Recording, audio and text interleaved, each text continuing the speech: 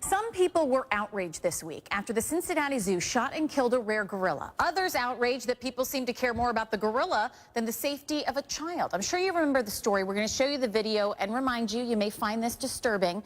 A little boy somehow got into the enclosure and people watched in horror as an endangered silverback gorilla seemed to drag the child around like a toy. The zoo said it had no choice but to shoot and kill the gorilla.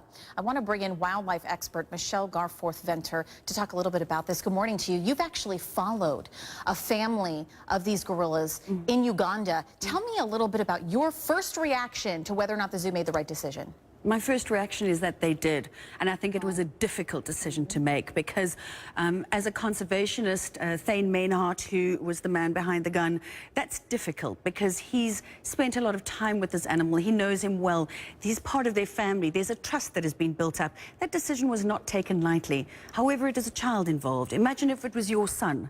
And something that we've always got to remember, we weren't there. He made the decision that he could best take at that moment under those circumstances, and we have to support him with it. Nevertheless, people are talking about the implications on the population. This is an endangered species. You, of anyone, knows the implications. Yes, so zoos are very important because they retain DNAs.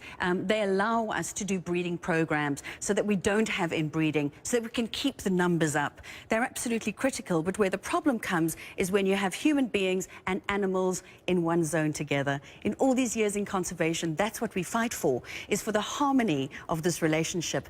And when there is an encounter, all the time animals come off second best, and that is the sad reality.